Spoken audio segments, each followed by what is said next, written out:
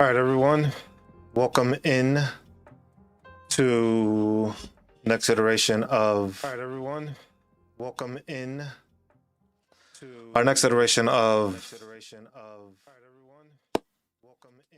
our veterans workshops. Basically, as we always do this, what we do is basically any veterans that come in, you have any questions when it's concerned to disability, entitlements, exemptions. For some reason, it looks like my TikTok one is running kind of choppy. So we might have to reset that one a bit and just change some things up. So I'll go off on that one and redo some of the settings, but I think it should be working. I just don't know why it's not working. But like I said, this is basically to assist veterans. We do this every Sunday. It's just to basically show veterans what they need to do, what they need to learn, any questions they have, better preparation for them as military service members, whether it be any kind of branch, anything that you have any questions to, is just basically make sure to go ahead and ask. A lot of information is not readily available to veterans, so it's something that I just want to make sure that while I'm doing this, I can provide you guys information basically to allow you to be able to succeed and be able to be better prepared going forward. There's a lot of information that a lot of people don't obtain when they're exiting the military. A lot of information isn't readily provided for it. So that's something that it's just, we do these every Sunday. Most of the time I have a specific topic that I'm going over, and I'll usually go over those topics depending on what they are, whether it's state tax exemptions, the benefits, like the Veteran Readiness and Employment Program, basically assisting you with work, talking about the GI Bill, explaining how that works, how you get the housing allowance, how you get you can get dependents education, talking about certain states' benefits and stuff like that, just to basically incorporate everybody and allow everybody to have that information. Not everybody's able to obtain it. And that's the one thing. So hold on, let me just fix this one real quick. But it's basically, if you got any questions, Logan, I see you stepped in. You're new here. Appreciate you tuning in. It's just basically any information that you're looking for, anything that you have a question about. It's basically that's what we're here for. Just to provide you your best ability to be able to be better prepared for life as a veteran, or even if you're still on active duty and you're planning to get out. That way you have a sense of what you need to be doing and how you can prepare for the future of that. And that's the biggest thing, that a lot of people don't understand that and don't get that. But it's basically to assist people with that. And that's the biggest thing. And now it's just, I'm trying to do this on multiple platforms at the same time to give people the availability to be able to interact and learn stuff on each side. So there's no, I'm currently on TikTok, and then I am currently on YouTube. We're still trying to work the way of getting both of them to work properly, I guess, because I know the YouTube stream is going well. That one you can see visibly, shouldn't have any issues when it comes to it. But then there's also I am also on mobile so that people could check it out that way, and also the same thing on via TikTok. This one, TikTok, I know is acting up a bit, so I apologize for that. I might have to change the camera for this one just to put it on the side view, see how that works. Or maybe I just might have to do it off my phone, but then I can't actually read all the chats at the same time, so it makes it a bit more difficult to incorporate everything at the same time doing it that way. But let's see if we can just do it this way and just change the camera. Might not be able to see everything, but let's see if it allows it to do it. It doesn't seem to want to allow me to do it. Okay. But yeah. Like I said, this is what we do every Sunday. This is what we do. we try to assist veterans in any way possible with questions and stuff like that. So if there's no questions and people ain't really asking much stuff, what we end up doing is I just go to my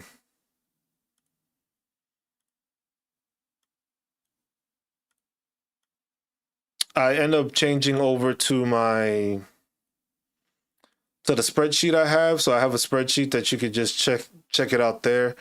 And that's basically the best way of doing it. So you can interact with me there. You can ask questions from there, and then just do that. Try to turn off enhanced to improve live performance. I don't know what I have enhanced. I don't really have anything enhanced, but yeah, it's just ask away. If you got any questions, ask away. I'll be working on stuff. I have my spreadsheet I'll be working on. If y'all are on TikTok, basically that's where you'll find me. So you'll get a better visual on YouTube because basically I have my spreadsheet and the share screen on there. So if you want to do that, that's what we end up doing. And it's easier for me to show people and highlight stuff, or when it comes to answering questions, I can give you the answer and actually show you where these answers are, where a lot of people is just like asking questions and not sure exactly of where they're going. I think I'm gonna just end the TikTok one. I might do this one off my phone. I'll do the TikTok one off my phone because this one it's not running well. So TikTok, I'll be back. Give me a sec. It's not running smoothly, but it like jumps back and forth, and I hate when it does that. So we'll end it on there. We'll do this off the phone.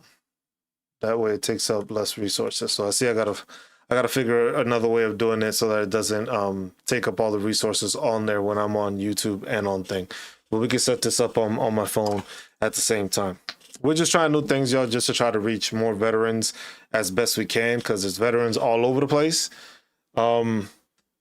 And not all of them get access to the same information. I have people that I worked with that I still assist when it comes to their disability claims. I have people that I interact with just on YouTube that some people have been assisted with having certain ideas or getting certain information. And I understand that not a lot of veterans end up having that they will, take advantage of the information that they can get. And then sometimes I don't see them again, which is unfortunate. But at the same time, at least I know if I ended up with helping somebody and they were able to achieve something and get some information, I think it's valuable to allow that to happen. Give me 1 second while I set this up on here. Okay, so I set it up there. So now we're on TikTok and on YouTube. So that way it's a lot easier for people to visualize and ask questions. But like I said, we go over stuff. This is my spreadsheet that I'm working, that I'm going to be releasing to people for everyone to be able to have access to and be able to visualize it and use it. Because a lot of people have questions and are looking for certain places to find the answers, and it's not always readily available. So there is a forum. If you guys use Reddit, there's a VeteransBenefits Reddit page, and they have a lot of the information. A lot of the information I do try to obtain from them, because they keep on, you can get a lot of information off of their page. They do show that they update it, and they keep on updating the information. So that's something that you got to keep in mind, that it keeps on being updated. The thing is some information is not from a readily available source. So some sources are from like the VA itself. Some are from other entities that have provided the information, and not all of the information is up to date. So that's something that people need to realize also, that it's not always set that way. So you have to find the information where you can. But I'm just making this spreadsheet, which allows you to have all this information in there. And it gives you, like, I've done property tax exemptions. I haven't completed all the states, but it's a work in progress. The same thing with the VSO contact list, so that way you can contact a service officer, or at least know where your service officers are within the system, because that's the thing that a lot of people don't know. It's just like some people don't know where to reach out to when it comes to veteran assistance or veteran questions. A lot of the times it's word of mouth, and I try to shy away from doing the whole word of mouth thing because of the fact that a lot of people will find information and the information isn't there for everybody, or somebody heard information from someone.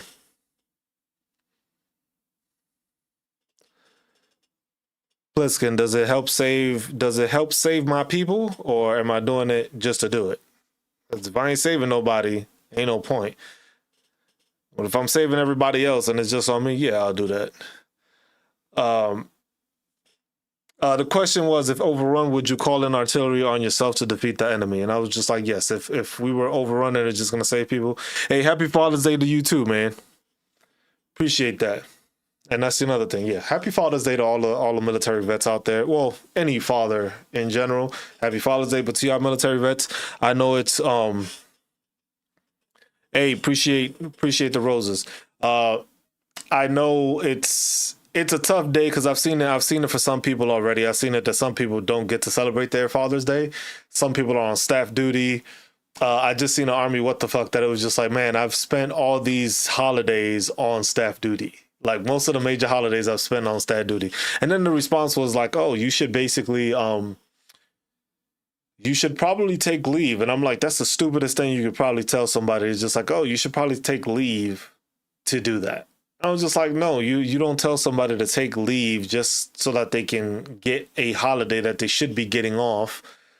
I understand the whole staff duty. I understand the CQ roster and stuff like that, but that has to be done in a certain way. It's called the DA6. If people don't know what the DA6 is, need to educate people on it, so that way people understand that when you're on duty.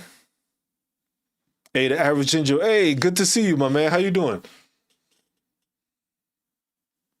And that's the one thing people need to understand, that it's just like the DA6 is done correctly. If you are a person that ends up on staff duty multiple times per month and there's a bunch of people that you've never seen on the thing, that's something that you can file a complaint for. And you can file an EO complaint, just basically saying like, hey, I would like the company's DA6 to be checked in or checked in order to visualize, hey, why is it that I have this many people or this many time? I bet you won't. Plot Armor, appreciate you, man. This man always come in, though. Appreciate you, my man. But it's just something that people need to realize is there's rules and there's regulations when it comes to being in the military. I can speak on the Army side because I did it for 10 years. I understand, and I knew a lot of the regulations and stuff like that.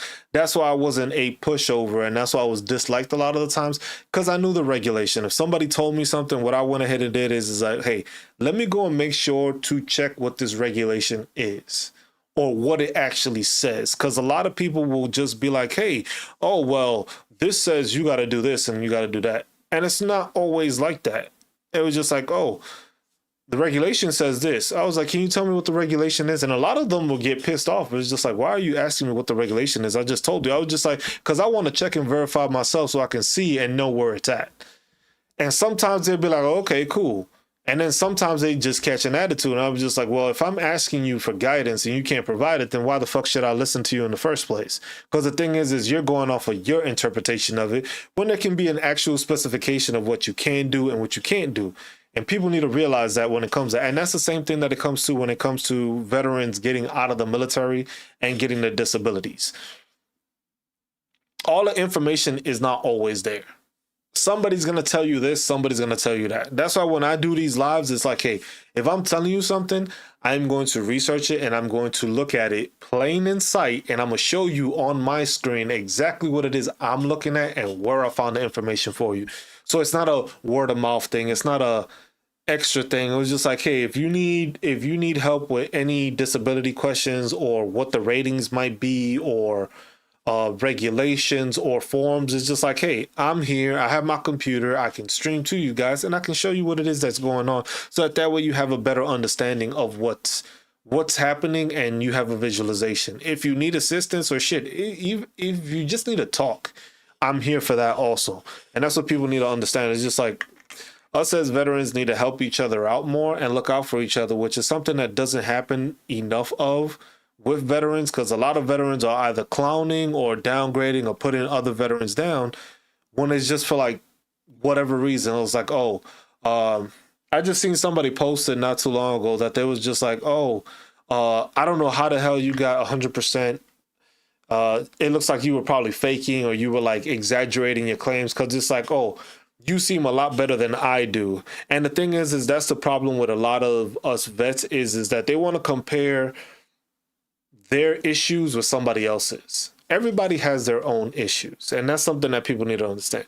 Everybody has their own issues. Now, what you do with them and how you take care of them, it's a different issue also, because not everybody deals with stuff the same way.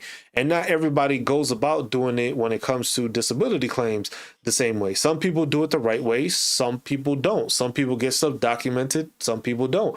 And a lot of people don't understand that is in order to get your disability claims processed and actually approved, you have to have documentation for that. It's not a, hey, shit just magically popped up, I had this injury and stuff like that. No, you have to make sure that you are processing the stuff.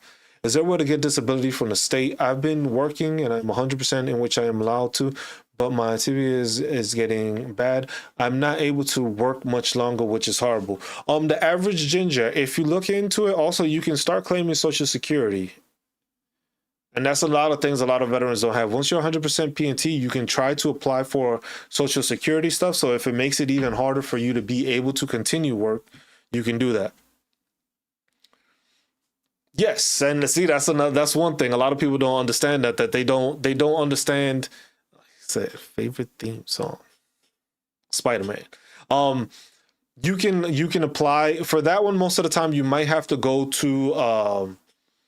You might need to get a VSO lawyer or have somebody like shows you, because there's like Social Security like lawyers that specify on a Social Security income. So you'll get another check basically. That one I believe does get taxed though. It's not a completely free benefit, like a tax-free benefit, but you can apply for that. So basically they go off of, I believe the last 10 years of work that you've had, and then they calculate it from there. But this is what I have to tell people. A lot of people will try to apply for the Social Security stuff, and a lot of the times they get denied first time through.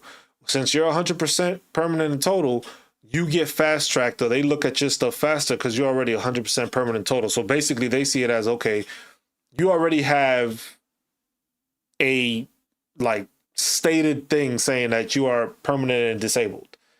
So, but the thing is the same qualifications don't work. With you having TBI and a PTSD, that one most likely will fast track you through it, but there's no guarantee on it. But from what I hear from a lot of veterans is that when they go in and apply for it, they keep on pushing it, because basically it's just like, it's the same thing as the VA. They don't want to pay people.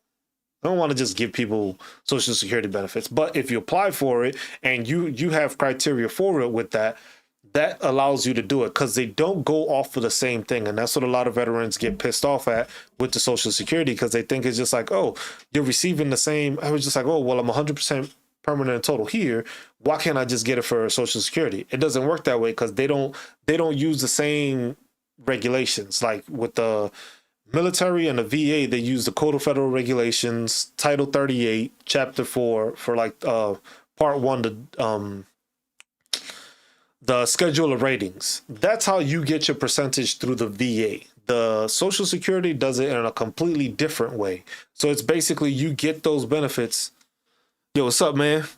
You get those benefits, and that's how you get those benefits. You get them through them, but it's different. They use different criteria. So basically, if you can't work and you have issues working, that's where you get the SSD checks. But it's a whole nother process also of applying to it. So if you're dealing with stuff like that, which is getting worse, it's just like benefits from the state doesn't really offer you many things when it comes to like unemployability. Like you can probably apply maybe for unemployment checks, but then that runs out after a certain amount of time. So that doesn't actually benefit you, because then you're going to have to go through the programs, try to show that you have, oh, happy Father's Day to you too, bro. Same thing to you, Average Ginger. I'm streaming on both TikTok and on YouTube right now. So if you want, I'm like on two platforms, but viewing in 3 different ways. So you can watch me on YouTube, on vertical, and on regular PC, and then you can watch me on TikTok also. So, but that's something that people don't know. It's just like you can apply for Social Security income, but you have to go through the process, and they have to basically understand and say, okay, yes, this person is disabled, and they do that. And I believe they either go off of the past 5 years of work or the past 10 years of work, and you get that, and they get the average amount, and that's what you end up getting paying for SSD on top of your disability benefits. So you can collect both at the same time. But that one, I think it does get to the point where you do get a restriction on how much you can earn after the fact. So like if you're 100% permanent in total, you can get whatever pay you want. That one doesn't go anywhere. You continue to get that pay if you get 100% disability, stuff like that. Once you go to SSD, I believe there is a cap on that one. I'm not too entirely sure exactly what those numbers are and figures are. That's something I got to look into more.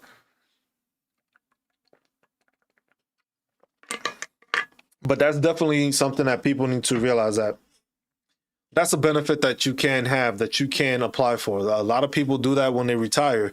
It was just like they receive their retirement pension, they receive their disability, and then they apply for SSD also. So that's basically 3 different checks that a lot of veterans sometimes are able to obtain.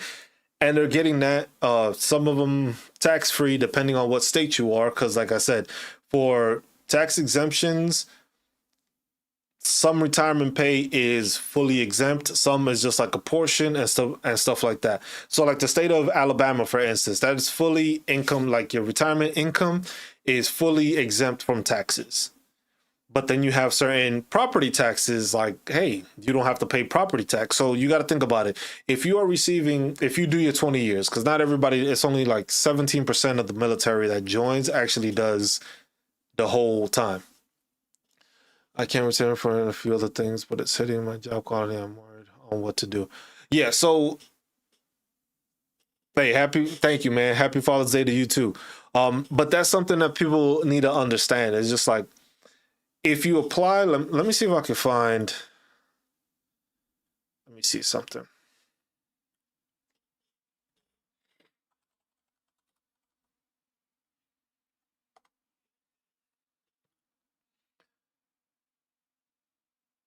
Because that's the thing. It's just like when you search for it, you can find a whole bunch of stuff. VA disability compensation, or that's VA disabilities, and they have a video on YouTube also. Social Security insurance. Are you receiving qualify for this? Wondering how? Okay, so I got this, and I'm gonna the thing is I can't really put it on TikTok. So like I said, if y'all doing it, y'all can go over. See me diagnosed with TNT and major depressive disorders. Can this affect me because I have different diagnoses in service? What do you mean, can it affect you? Because the thing is, if you're 100% permanent in total, you're 100% permanent in total. So that's not going to change unless you get evaluated and they evaluate you and you get a lot better. If you become a lot better, then that's different. So let me copy this and I will post this link in here.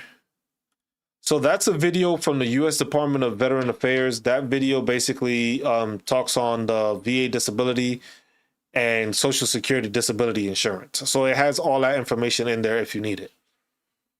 So that's a video, and they always have like stuff like that. So if you don't follow them on YouTube, that's a great resource to go. U.S. Department of Veteran Affairs, they always have questions like that. So you don't have Ivan the Great. I had okay. Hey, what's up, Ivan the Great? Yeah, so if it can affect, because the thing is they're diagnosing you with that, so it's there.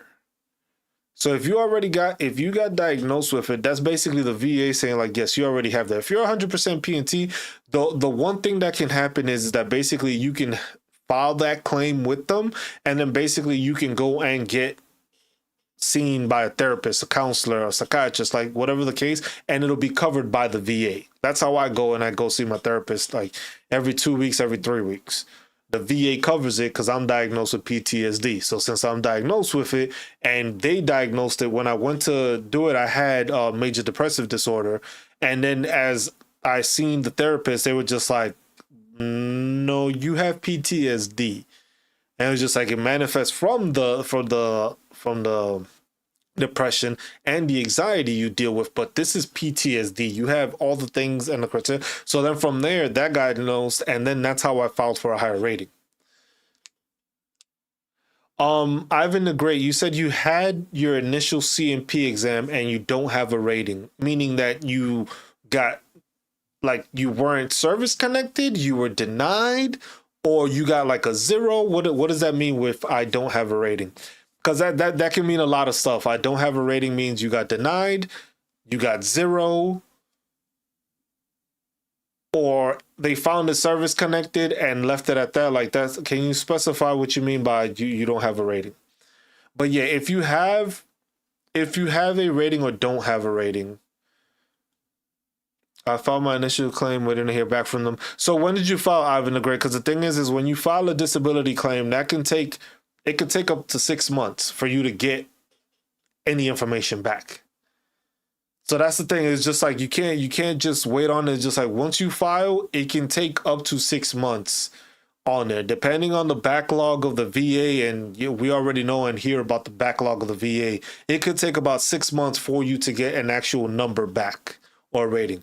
So if you filed May 15th, yeah, you just filed a month ago, you got maybe a couple months. I would say give it maximum, I would say 6 months before you contact the VA. Because a lot of the times that's usually the amount of time that it takes, is usually like 6 months for them to look at it because they're still going through it and all that stuff.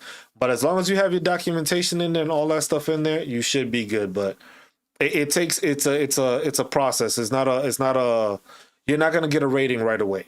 So you got to keep that in mind. It could take 6 months, and then hopefully everything goes well and what you applied for gets approved, and then you don't have no issues. But if that doesn't happen, then you might run into the case where you might have to appeal, and then that shit takes even longer. So that's what you got to keep in mind. But if you have any ratings, and that's one thing that I tell people. A lot of people are hesitant to file claims after they're 100% P&T. You can get assistance for it without having to file for it. You can go and tell your VA doctors and stuff like that, like, hey, I'm dealing with this, dealing with that, and you can get seen for it. You don't have to file a claim for it. But the thing is at least you are having that documented in your file, showing like, hey, we went through this. Hold on, y'all. Give me a sec. Hello, Cheeky. Thank you, Cheeky. Thank you.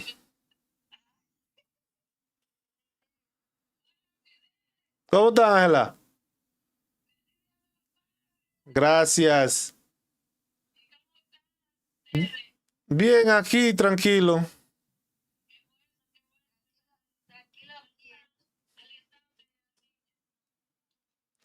Todo bien. Y allá estamos el viernes.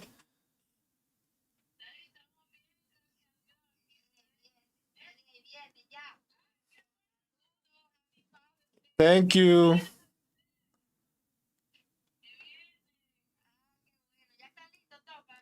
Haciendo laundry ahora, pero después de ahí estamos preparados.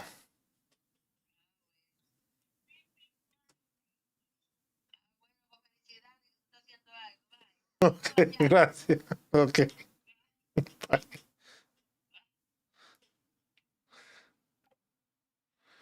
All right. I got call from the family. So my bad if y'all didn't understand that I was talking in Spanish a bit. I am Spanish. But if I was to leave the country, would I still get the 100%? I'm PNT, but don't know if the VA would stop paying if I left and never came back. Average Ginger, you are going to get paid for the rest of your life. You are going to get paid for the rest of your life. You're going to get paid for the rest of your life. You're 100% PNT. You're going to get paid no matter what your disability rating is. This is a for life benefit that you get. So every month you will get a check. If you decide, hey, I want to move to a country that has a super low cost of living, you can do that. Now, the only thing that happens is like, let's say you want to get seen by a doctor, stuff like that, or you have any issues that you get seen for, you have to, it's a process, because now you have to figure out where you can go in that location to be seen, that the VA understands it and will file the billing and cover it.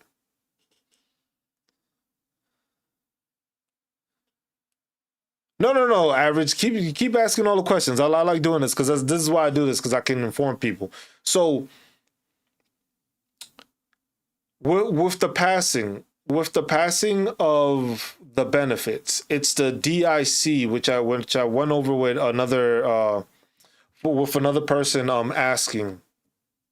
It's a dependent indemnity like compensation. So basically what happens with that one is basically it falls under, let me hold on, I'm trying to look it up so I can put it on the thing. Put it on my computer.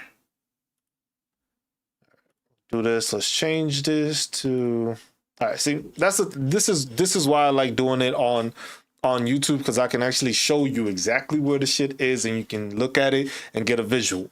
So that way it's just like, hey, this isn't just me talking out my ass kind of stuff, even though I've learned a lot of this information, but this is what it is. If you're the surviving spouse, child, or parent of a service member who died in the line of duty, or the survivor of a veteran who died from a service-related injury or illness, you may be able to get a tax-free monetary benefit called VA dependency and indemnity compensation. The one thing you got to remember is that the benefit is not what you receive now at 100% P&T.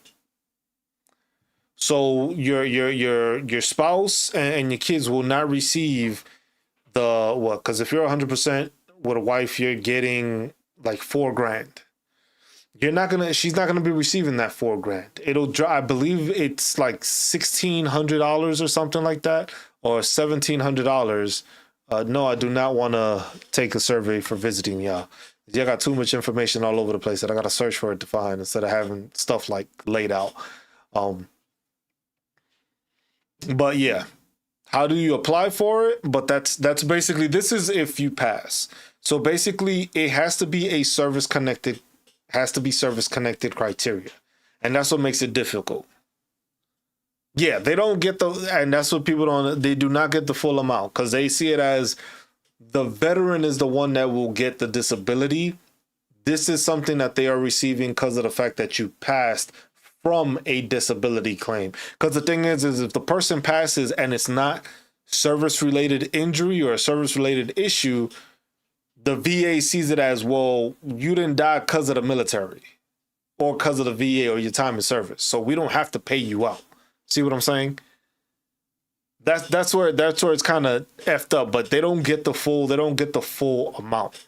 Oh, see, look, if you qualify, you can get tax-free money for the amount you receive depends on the survivor you are. So here's the benefit rates. It's not even much. So your monthly payment is, see, I was close. I was off, but not that much. No, see that, and that's why I like having these workshops, because the thing is there's a lot of information where people just is like word of mouth or what they hear, what they think they hear, and stuff like that. It's like, no, nobody, your spouse or surviving kids or dependents, they do not receive 100% disability. The checks don't just keep going for you, because the thing is they were not the service member. So that's how the VA sees it. It was just like, because that's the thing. It was just like, look, if these people are telling it to you, that's because somebody else told them to, and they're like, oh yeah, you'll get the 100%. I was just like, no, a lot of people don't look into the stuff. They just go off of, and that's the problem that we have with a lot of veterans when it comes to filing and stuff like that. It's just like, oh, so and so told me this, but nobody goes and actually does the research for it. Nobody goes like how I'm doing now and takes you to the location on the va.gov site and shows you like, hey, this is what it is. Rates for the surviving spouses and dependent children of veterans. These VA survivor benefits are tax exempt. This means you won't have to pay any taxes on your compensation. These rates are effective as of December 1st, 2023, and it goes up. Effective December 1st, 2023, your monthly payment is $1,612. But here's the thing. Added amounts for surviving spouses. So if this description is true, you may qualify for this benefit. It says 8-year provision. Added monthly amount. The veteran had a VA disability rating of totally disabling, including for individual unemployability, for at least the 8 full years leading up to their death. So meaning if you have I did get King of Pain, but it ain't gonna happen. I'm live streaming. I can't do that. I can't do that right now. But basically, if you have been permanent and totally disabled for 8 years prior to that, and then you died off of like it says, a totally disabling, off of VA disability rating, something that you're getting compensated for, they add an extra $300. So that pushes it basically up to, let's say, $2,000. You have a disability and need help with regular daily activities. So this is basically like if you do aided attendance where you have somebody assisting you and helping you throughout the process, you get the extra $400. You can't leave your house due to a disability, housebound allowance. I don't know how the hell it's only fucking $187 when you can't go nowhere. So you need even more assistance if you can't leave the house. But you have one or more children who are under 18. Transitional benefit, $332 for the first 2 years after the veteran's death. The SCR appropriation rate for each eligible child. So this is basically, and it gives you a breakdown how to get it. So if your total payment for the first 2 years, you get the monthly rate, your first child gets extra $400, second child gets $400. The 8-year provision is $342. Aid in attendance would be $400, and then transitional benefit for the first 2 years is $342. So in that case, you would be making $3,100, but that's if you fit all of this criteria. So the transitional benefit is like that. So basically people might say is like, oh, you're getting the whole 100%. This isn't even 100%, but this is if you fall under this. So it's just basically for each child, you get that. You'll get an extra $400 for each child monthly. So if your wife is there, she's there, she's getting a $1,600. You got 2 kids, you get an extra $800. So that'll be $2,400 a month. Which they are talking about increasing this amount. I can't remember what they said, but I did read something about it saying that they were planning to increase that amount. But like I said, that changes. Look, and this one is if the veteran died before 1993. The SUS rate is you're the surviving child of a veteran.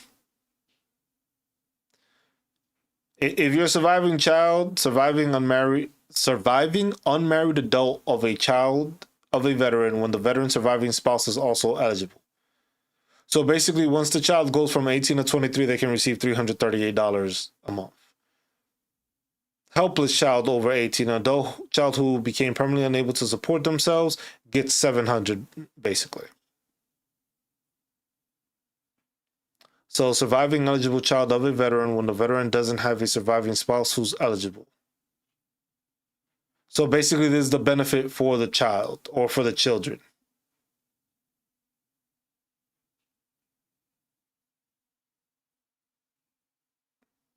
Number of veterans eligible children. If you got 9 kids, you get $2,700. But that's what.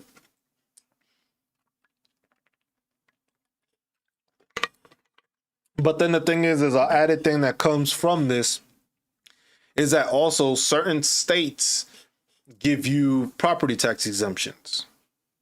So you may have the veteran had the property tax exemptions and they file for it every year, whatever the case may be. When they pass, for some, you don't need to have it as a disability. It doesn't have to be something that the veteran is being compensated for through disability. It could just be like, hey, the service member passed, the veteran passed, the survivors can continue to get the tax exemption. So basically, the wife will continue to get or the spouse. I will say spouse because it could be male or female. So if the spouse continues to live in that home and doesn't get remarried, they can keep on using that property tax exemption on that house. Some allow you to switch to a different house, some do not. But then that's where it goes more specific into the veterans issue. Yeah, see, and I have that in the spreadsheet. Where is it? Property tax, California. So here it goes. Disabled veterans exemptions. The basic exemption, also referred to as the 100,000 exemption, is available to all qualifying claimants. The exemption amount is compounded annually by inflation. For example, the 2018, the basic exemption amount was 134. So you said it was 148,000. That's what it's gone up to. Then you got the low income exemption. So it depends. But like I said, those they have that. And that's stuff that they have that they can provide for you. And that's California. Texas and Florida are some of the most beneficial states when it comes to veterans, because they have a bunch of benefits that go on top of it. So that's something that people need to keep in mind. It's like you can do that and you can look into it. And each state is built different. Like I like to say, each one of them is built different. Some give you some exemptions, some give you a lot of exemptions. Some don't give you a damn thing. Like some is just like not that veteran friendly, but it's just like something that you have to realize that as a veteran, you can obtain that information. So that's something you need to keep in mind, that it is possible to do that. But like I said, if you decide that you want to, let me see, because it's overseas. See what overseas says. File a claim while overseas for a veteran. Well, here we go. Veteran living overseas. Well, this is for the Philippines. As a veteran who lives in the Philippines, you are generally entitled to the same VA benefits as those living in the United States. You can visit the VA Manila Regional Benefit Office and outpatient clinic. So depending on where you're at, certain countries do have, they do have the overseas thing.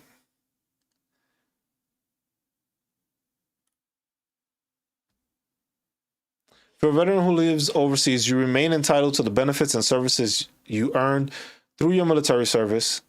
I got approved vocational rehab for school, and I was approved for 3 years, but I can't go into the school I have to do online. Will the pay be the same, or will I get less like I did for the GI Bill?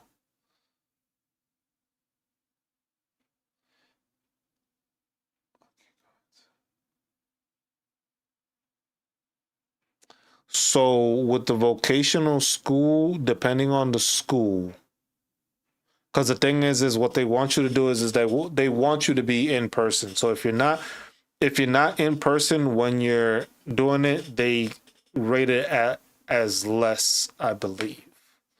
But what you can try to do is at least try to find, if you're doing schooling, it depends on the school. It depends on the school, because the thing is they want you to at least have one class that is physical. So if you can find a class that is like a hybrid, that's like online and in person, then from there you can do the other two online and then do it that way. But shit, because I just got my benefits for, let me see. I just got it for this month. I'm doing it for 3 hours and it's distance, but I am not making the full amount.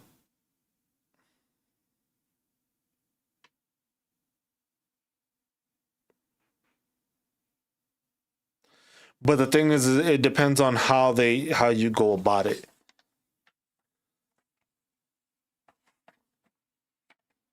Hey man, I'm just trying to help. Hopefully I do grow some more and I'm able to help more veterans. I know there's a bunch of other people that do it. I just don't post enough videos, and that's why I think that's like slowing me down. I need to start making some of these videos and these tutorials just for people to get out and see that what I do. A lot of the stuff is that I do these lives, and a lot of people don't just tune into the lives, and that's the thing. But as you can see, this is information that I provide. If somebody comes in and has a question, I find you an answer. That way, it's just like you have the answer. You have where to look. You have where to find. And look, I'm gonna post this in here so that you can have the. This is for the overseas, since you had the question, and because that's what I like to do. It's just like I want to be able to give you the information straight from where you need to find it. Because the thing is I have some knowledge, but the thing is I don't know everything. So some information is new to me, some is not. But it's just like, hey, look, if you're living overseas, it shows it.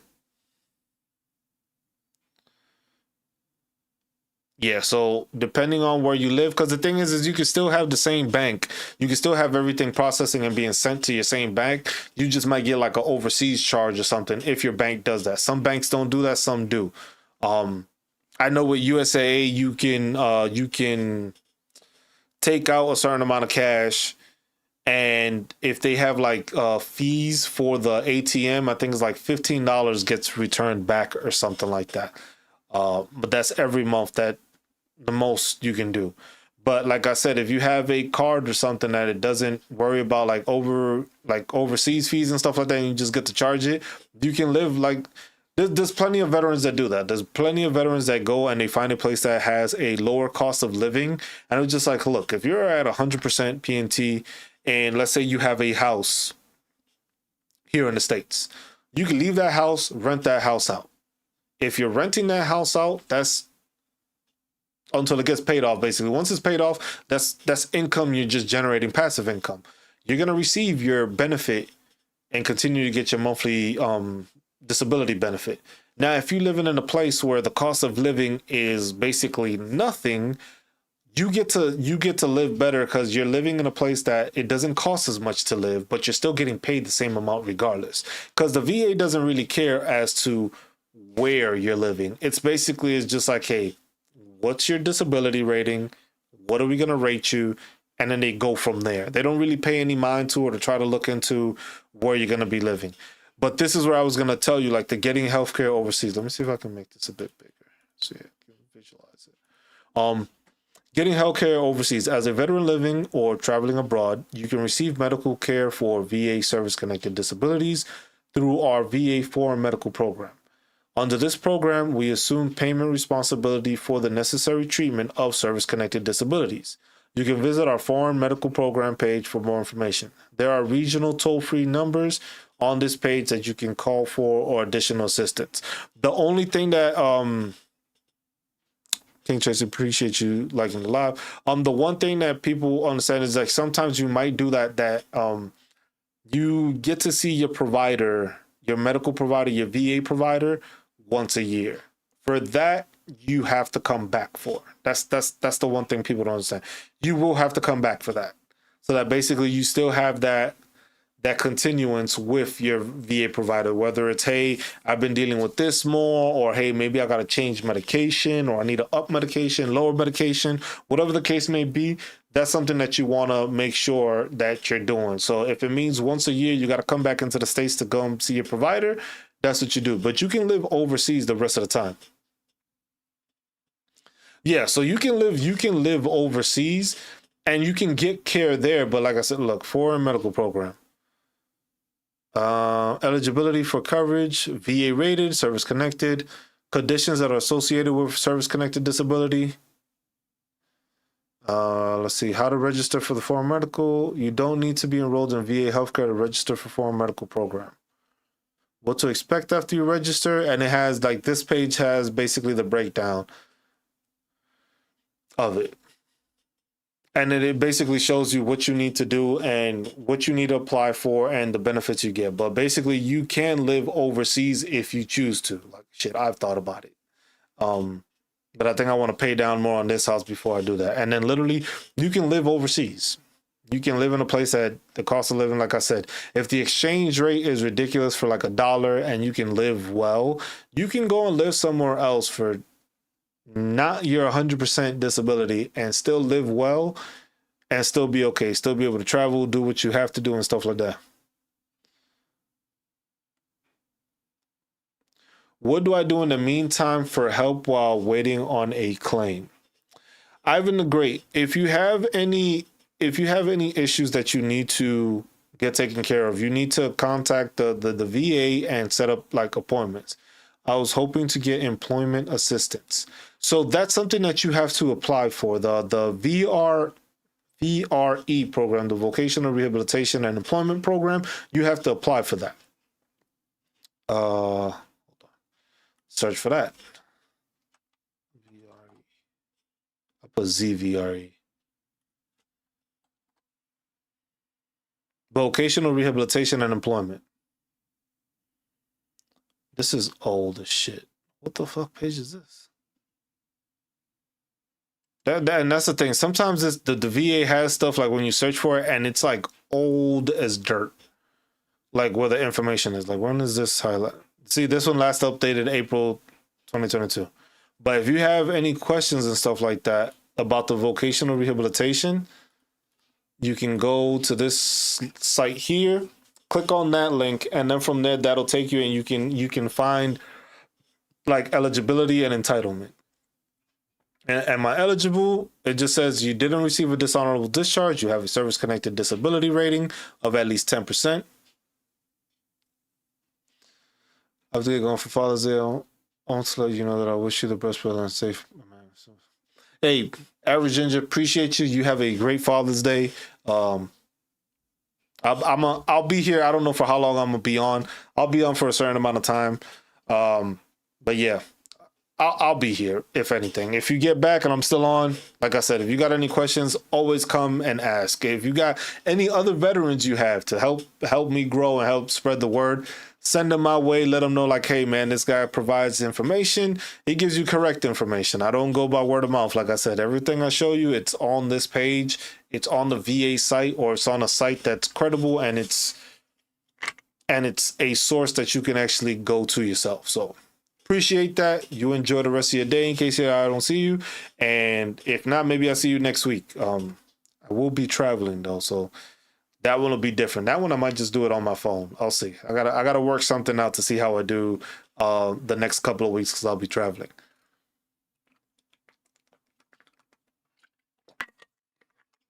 But yeah, that's what it is. It's just like, this is just information that's there. As people ask, we go and we help them, we assist them, we give them the information we need. I don't know what to do. What's going on, my man? It's just like I'm on YouTube and on TikTok right now, so that's why I was like,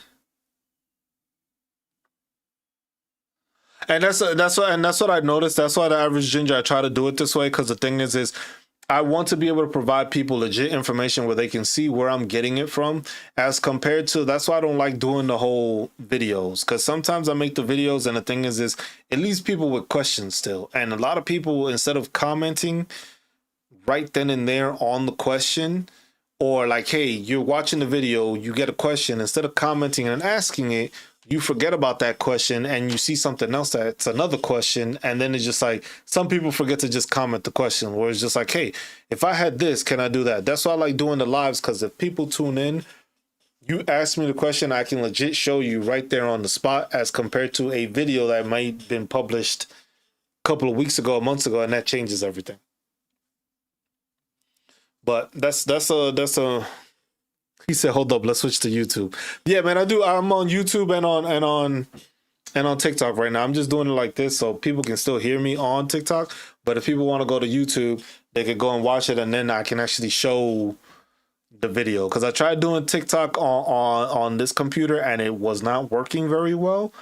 So what I think I have to do is I have to set up the stuff I have on this computer onto the other computer, so that the other computer is the one that is running everything, and then I could just run TikTok off of this one, so that it doesn't, because it was making my computer jittery, or at least TikTok live was super jittery and it wasn't populating as well. So there we go. See, so now you on here. But yeah, I have it because I have it on both. So I have it on mobile, and then I also have it on full screen. So depending on how you want to go about it, that it is what it is. But I have it so that people can visualize it on basically all three ways. You can watch me on TikTok, you can watch me on YouTube, you can watch me on YouTube mobile. The mobile one usually picks up people. Yes, that's the only thing. And just like with YouTube, there's always like a delay on it, which I don't know how to. I don't think there's a method to do it, but the thing is like the way I'm streaming it, the quality of it, I don't think I could do. But let me see if I could. I don't think I can change it from here. Let's see if I can actually change it. I don't think I can though. I'll show you while I'm doing it too. It shows both. Once I think it's started, I can't. It doesn't change it. That's the only thing. Yep. Once I've started the stream, it doesn't let me change it. But that's something that I need to try to do. Is just like it's the ultra low latency, so basically it'll stay closer to what I'm doing. Just that the quality, I have the settings at a higher quality, and I just have to drop them a bit lower so that it doesn't, like, I guess, conflict, because YouTube doesn't. The higher the quality, it doesn't do the it doesn't showcase you the thing as it should. That's the only thing, I guess. If you do a higher quality streams, they have a buffer so that it's just like, we want to make sure that we can provide you the great looking quality, but then it's just like a little slower because YouTube has to process the thing, even though shouldn't be an issue, but it is at times. So, but yeah, this is what we do on. You really got that on YouTube too, just Cruise number one fan. Oh shit! But yeah, this is what we do on Sundays. It's just like we help veterans. That's why I was trying to make it so that I can have it, so that I can have a chat. If I can find somewhere to incorporate all the chat, so I can show you TikTok, YouTube. The thing is with like YouTube, since I do it on phone and on PC, those two chats don't intermix. So basically, if somebody asks a question, I usually just like get to it and try to ask it, and I'll repeat the question and say what they say so that people can understand it and see it. Doesn't always work well like that, but it's better than nothing. But this is basically for the tax exemptions and stuff like that. Delaware is trash. I'm saying that now. I don't care if you're from Delaware, whoever you are. Delaware is trash. You got no tax exemptions. But like I said, it's just, you do that, searching for VSOs, check on it here. Let me update this as we go. But this is basically what I do. I update, mostly I'm updating these screens as I go. I update the spreadsheet so that basically it's for veterans to have that information. And once I get it a bit more like populated, I'll push it out so that people can use it. And if they got any questions or anything, they can go about it that way. That was Nebraska, so there's Nevada. Get to the point, streamer boy. Chop, chop. I'm gonna take a wild guess and say they're not a veteran. Because if they were a veteran, they'd probably be asking questions to benefit them instead of just telling me to chop, chop. But, you know, somebody got no time on their hands. It was just like, ain't you somebody's kid? Go say Happy Father's Day or something, bro. Like, what you bothering me for? They said, agree, all the homies hate Delaware. Like, it doesn't have any benefit. Like, Delaware is one of those states that does not have a lot of benefits for veterans, and that's the issue. Wow, let's check out Troposphere real quick. With his 49 followers and no bio, the real MVP of the stream, asking questions that he knows the answers to. But yeah, that's what it is. This is Nevada State Service Office County. Troposphere, I could tell you're very intelligent. Very. I could see it by the name and how you type. Super intellectual. No. Just Cruise number one fan. You're the real MVP. This guy is just like the impersonator. He's just an impersonator. He's trying to be cool, but he's not. So, you know, it's hard sometimes. You gotta show them that you appreciate them also, because the thing is, you know, sometimes these people need a hug. They don't get enough hugs. They miss out on a lot of stuff. They have the missing out syndrome kind of thing. So it's just like, since they want to be a part of something, they got to try to find a way to make attention. But you gotta appreciate them. I appreciate you though. You always in my streams. This guy, never seen him before, but sometimes you gotta show him love just so show him some love. That's it. He said I challenge. But it is what it is. That's what it is. It's just like, it's difficult to do this because the thing is through here is not as simple to reach veterans. Like I said, there's no classification for veterans or in any categories. Like basically I fall under education here. I fall on education under education on YouTube also. So basically I fall under education for both. But the thing is there's no education for veterans. There's no benefits education category. So it's kind of hard to get pushed out to the right people, because the thing is there's not a select thing to do it.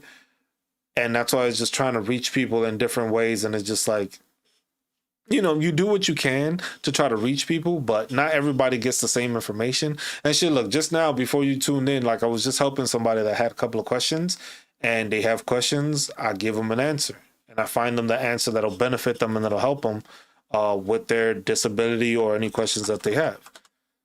Had somebody asking if they could live overseas and still receive the disability payments. And I was just like, yeah, you can receive your disability payments while overseas, and you probably live better off of it because now the exchange rate is different. So your dollar is worth a lot more on the other end. You're a veteran yourself, served 2 tours in Nuketown, have PTSD. That game will do that to you. And I'm not saying you don't have PTSD, but that game will do it to you. But I hope you're getting help. I hope it is Men's Mental Health Month, so make sure you're getting assistance. Crisis line is 988. For veterans, you press 1. And you do that. Get assistance if you need assistance. It's never a bad thing to get assistance. I get assistance. I go to counseling. I'll see a therapist. I tell everybody to do that. Don't be concerned with what people. I was like, hey, if that's the case, you need to talk to somebody about it. If you've seen things that you aren't proud of or things that you probably shouldn't have seen, make sure to talk to somebody about that, because those things linger and they stay with you forever. So make sure you do that. Make sure you take care of yourself. You said I'm the only counselor. I wouldn't consider myself the best counselor. I'm just the person that has gone through a bunch of experiences. I've dealt with people of all over, all races, all backgrounds, and it's just like you learn things and you learn to appreciate people, and you learn to get information from people, and you observe people so that way you can help them and benefit them and assist them in the best way you can. Now, not everybody is able to be assisted. I am not a professional counselor. I just basically tell people off of my experiences to help them. The same way with the veteran stuff. People got questions, I answer them. I'm 100% permanent and total, so I have more ability to say like, hey, this is what you can do and this is what you need to do, as compared to somebody that has not reached 100% permanent and total disability and they want to give advice. And like I was speaking with somebody earlier, giving people advice and not knowing where to go is crazy. You're actually a counselor. I am trying to become one. I'm trying to get accredited as a VA counselor. It's a process, but that's something I am also working on. But I have to put that on the back burner so I can finish my master's degree. Once I finish the master's degree, we'll get into that and try to work on that.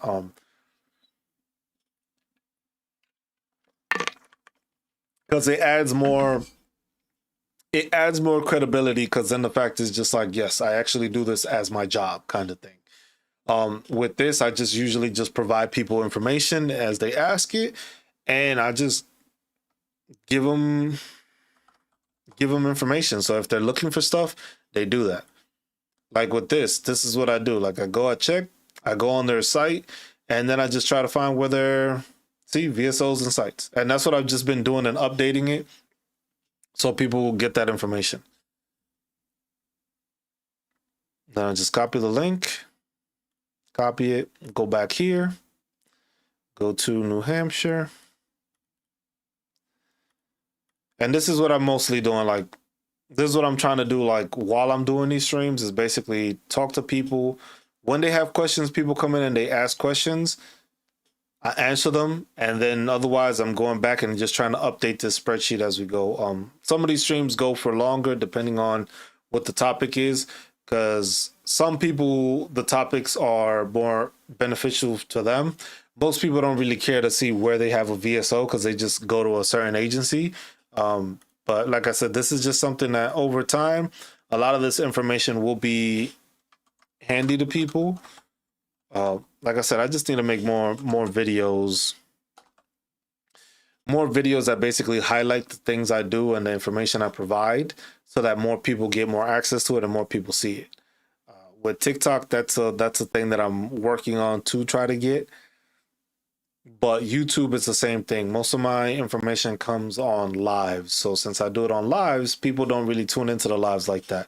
So I need to start most likely looking at these videos over again, finding the snippets that I can use, repurposing them and sending them out again, so that people just like, oh, okay, he talked about this, he showed where to go here and stuff like that, and it benefits people like that. I'm not sure, why is this page not showing?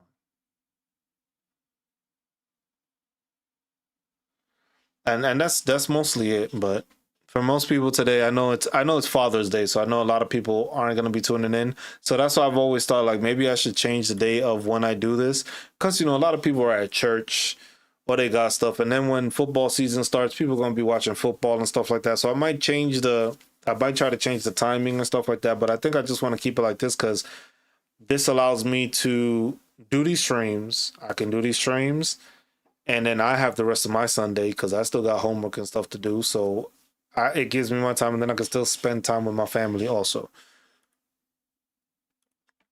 But we'll look into changing of the schedule. But I think this does it. I tend to do a bunch of like pop-up streams here and there.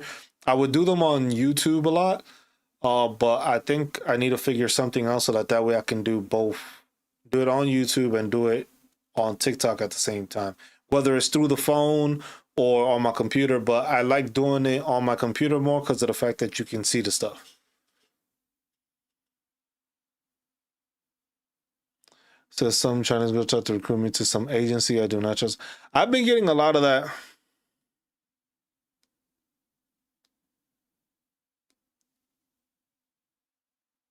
Apex SWAT wipes. No. I've been getting a lot of those messages on TikTok. It's been agencies, it's just like, hey, I really like your lives. Can you don't do that? It's scams. Most of those are scams. If it's something like that, they would probably have like a bunch of people on there. They appreciate you liking the live. They would have they would have a legit brand, or they would have a following or something like that. Most of the time, if it's going to be something like that, I believe TikTok has it that they can reach out to you if you choose to. But most of the time, if you're looking for something like that, go to the stuff that's within TikTok to find like the branded stuff and stuff like that, because then that allows you to actually see what it is, and it's actually something legit from TikTok, because they have a bunch of stuff like creator join their fund, and it's just like because once you do the creator marketplace, you can join like campaigns. So basically, like the same way you can sell, it's like basically like the TikTok shop, but you get paid from that brand to. It's not even like a sponsorship; it's like a paid sponsorship, where it's like, hey, this is the new phone case I have, and this is what it does. I can take it apart, I can clean it, my phone fits into it perfectly, stuff like that nonsense. And then depending on the video, you might get paid for that video, but then depending if it gets multiple views, you get more. He said instructions unclear. I married her and started Hey bro, enjoy. That's all I'll say to that. Enjoy. Oh, man said instantly too. He just moved. My man got that flight connection. My man teleported to China instantly and said, I am now here. Life has changed for me, Cruz. Just wanted to let you know, wanted to update you. Life is different now.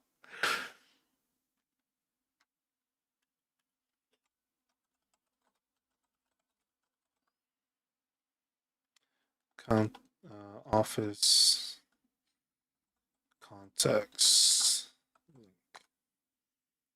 But yeah, it is what it is. You do that. It's your life. It's your life. Choose wisely. That's all I'll say. Choose wisely. I'm not sure why is this page not populating? Why do I have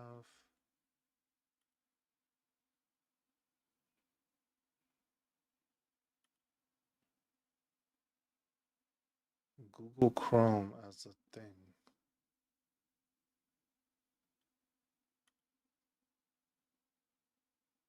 But it's not even up. But I have it on here. There we go. Because I had the window capture for some reason. Interesting.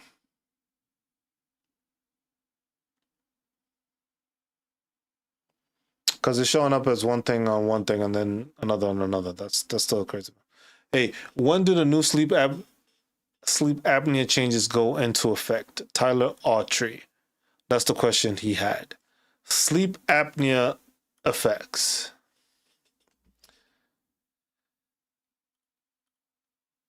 I haven't seen any documentation on that.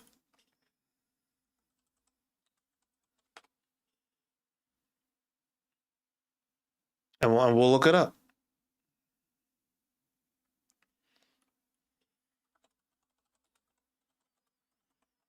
Because a lot of people have been saying that, and it's just like it's skepticism. And it's just like people keep talking about it and stuff like that. But until the shit doesn't change, until the shit does not change in the VA Code of Federal Regulations, people need to stop spreading out this information because it agitates veterans more than it actually helps them. Now, well, let's go to schedule ratings.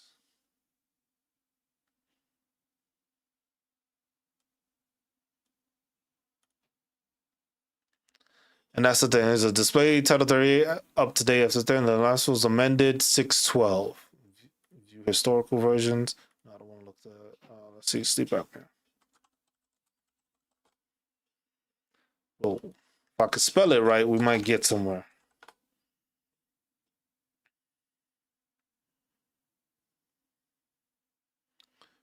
I hate looking at the. It should be here. Nope. You know what? Let's go back to just the regular ratings thing and go through here.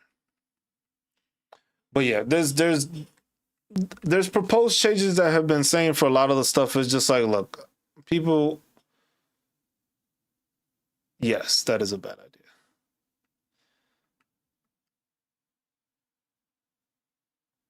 Because it falls under respiratory. That's musculoskeletal.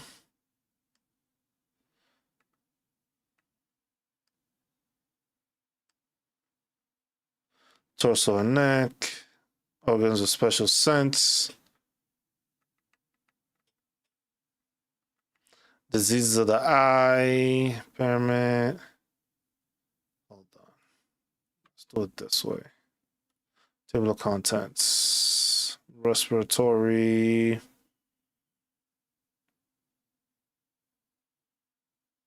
Auditory, infectious respiratory system.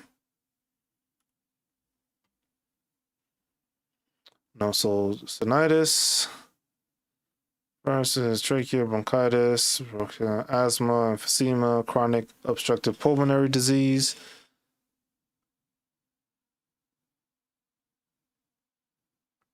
Because the thing is I haven't seen anything, and like, look, people go off of it. Like the same thing with the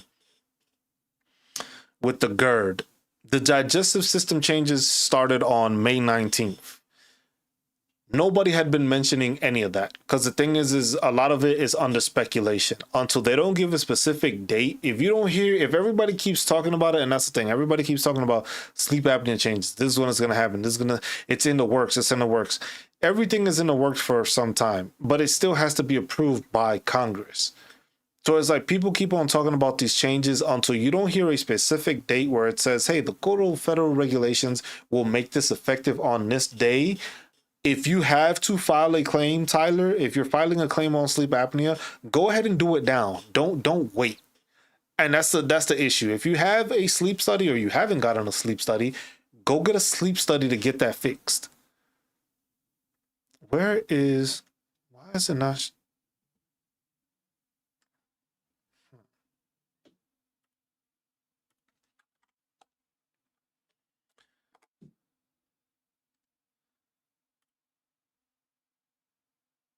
It does fall on the schedule of readiness for.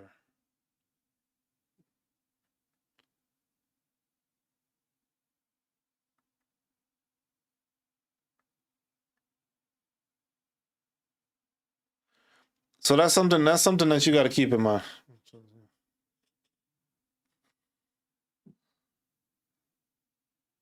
Pulmonary tuberculosis, no.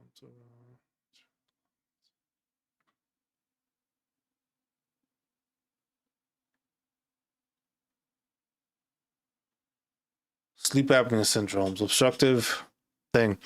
Refer entitlements, special compensation. No, it doesn't say when. And that's the thing. Off of here, it doesn't say when. A lot of people are making statements about it. I know there's a couple of pages that tend to do that also.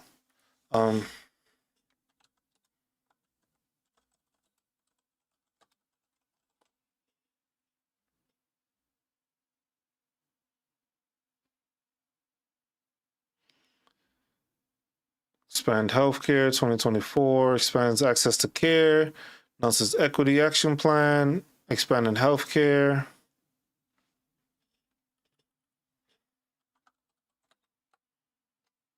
VA sleep apnea changes 2024.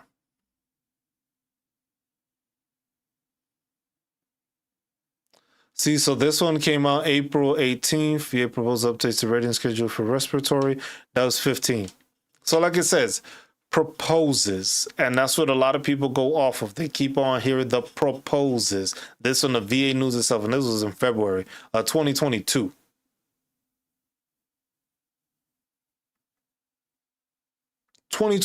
So people have been talking about this for the past 2 years about changes upcoming and happening, and nothing has actually happened.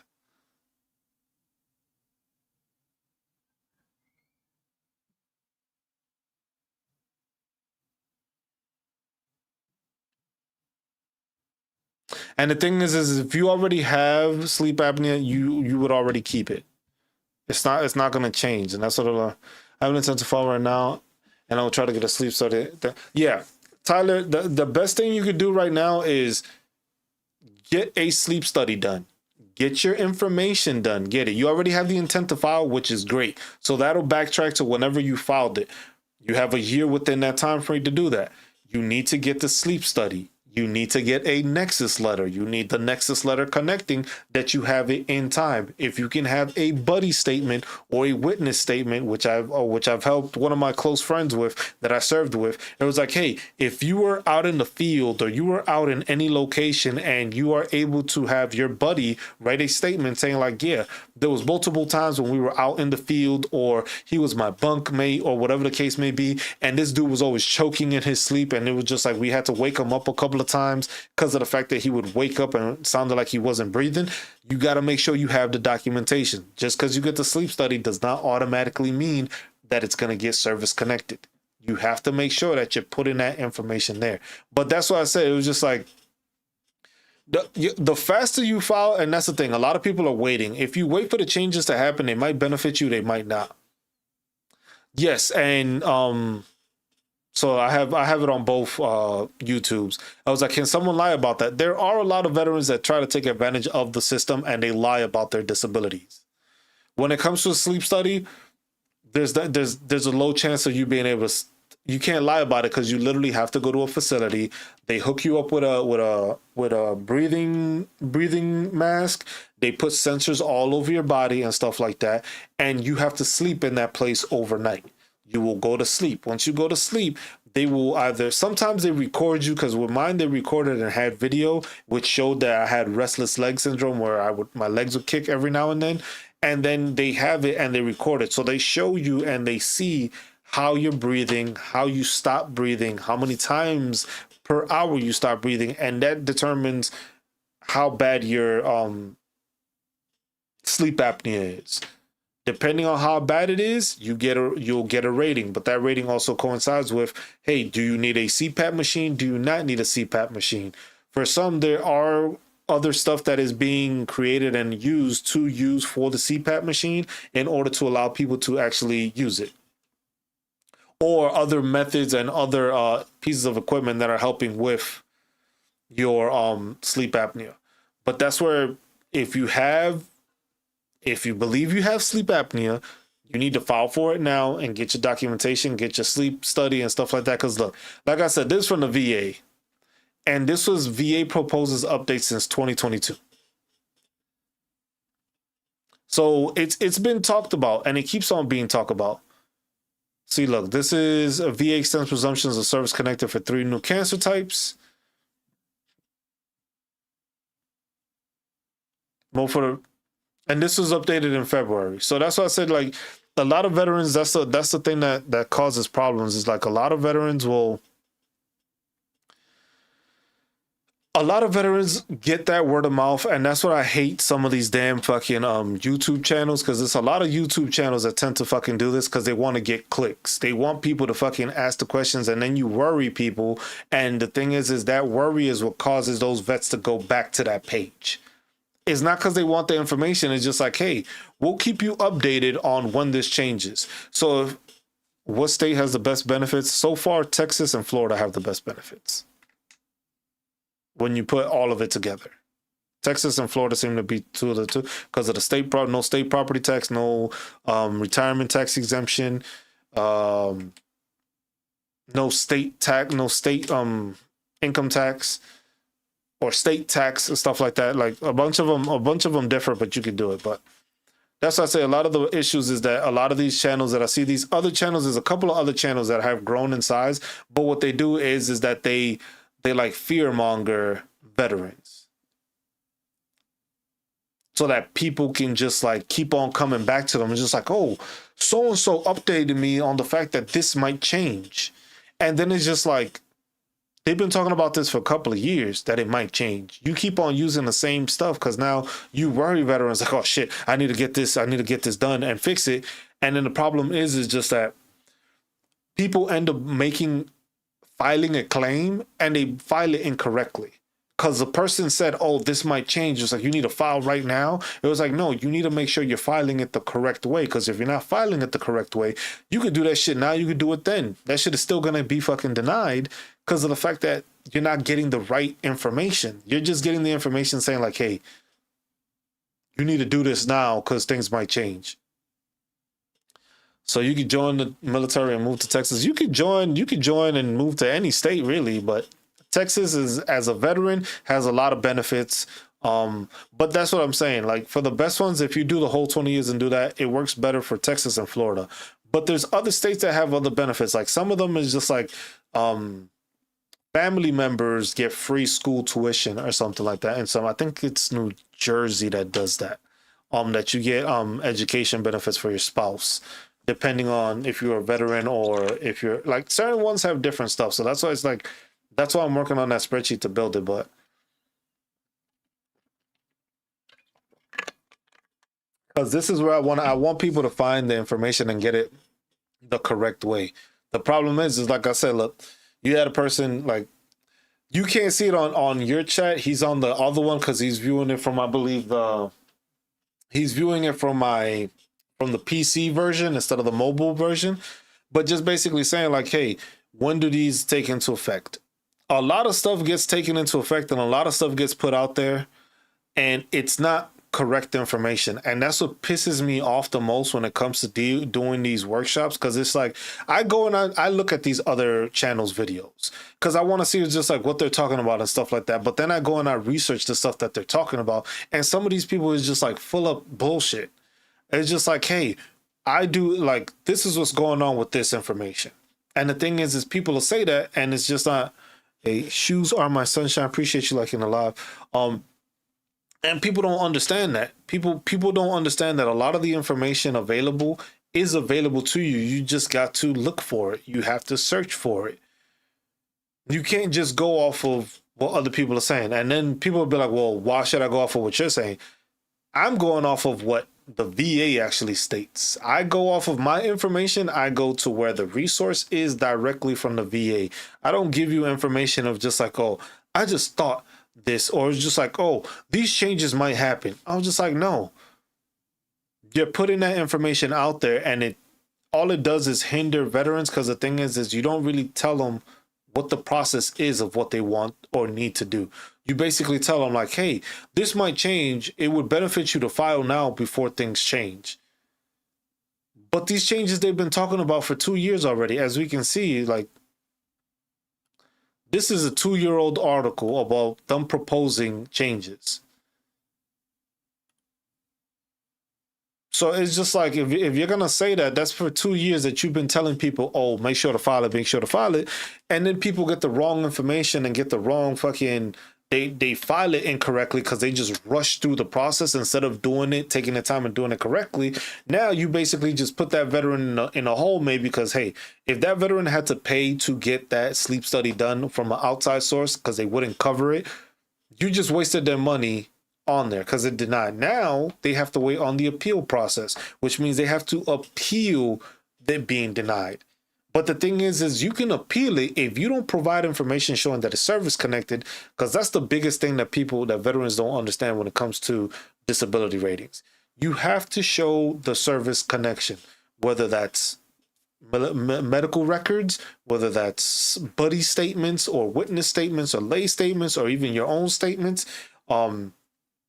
imagery, a nexus letter, all that stuff you have to have in order to have a correct documented disability claim.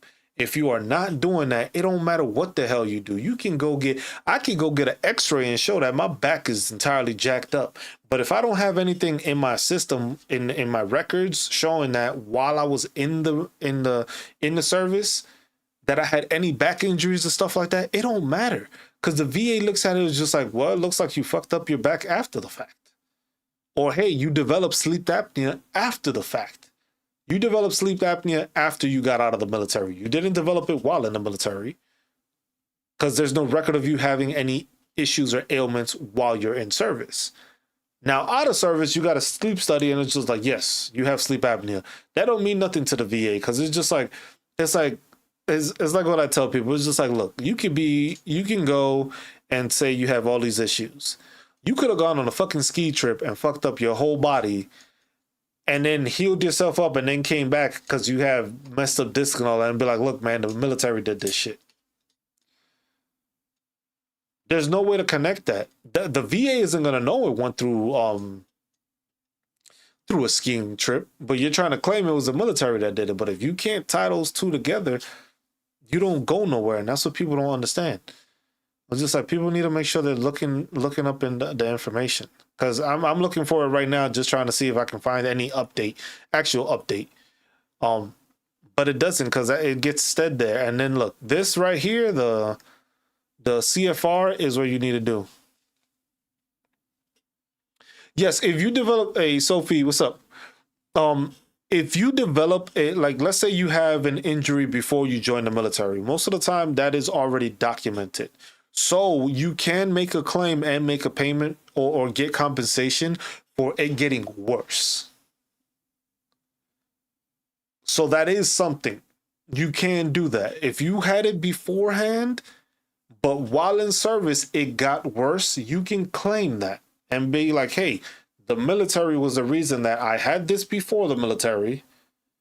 I was able to function with no issue. But then once I had left the military, it got worse. Or while I was in the military, it got worse, which sometimes that could be like knee injuries or any kind of injuries that you had previously. And they got worse because it's like, hey, if it was a knee injury that you had prior, but running all the time, rucking, doing all the stuff in the military made it get worse, you can file for that. Now, they're about to aware of how you go about the process of doing that, because most of the time, everything that most people claim is stuff that happens while in service.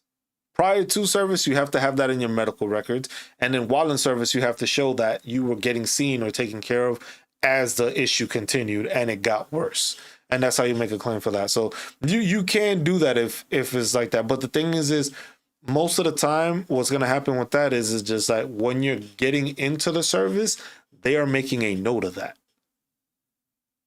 So if you had like a shoulder pop out or whatever the case may be, and you've had shoulder issues, they're going to be like, well, okay, you were in the military, you had this pop out, your shoulder popped out or whatever before you joined. Now you have issues, and it's just like, do people ever internally injure themselves for benefits? And if so, what's the furthest someone has gone? That I wouldn't be able to tell you a specific as to if people injure. I don't think anybody injures themselves on purpose. I don't think anybody does that. But there are people that lie about their injuries to make them seem a lot worse than they are. There was a big known case of a military veteran that liked to, no, they don't intentionally hurt themselves. Because I didn't intentionally hurt myself, but I got fucking degenerative disc disease. I got bad shoulders. I got a bad hip. I have a tear in my hip, which I still have. I never got it fixed. I severely sprained my ankle. My ankle hasn't been the same.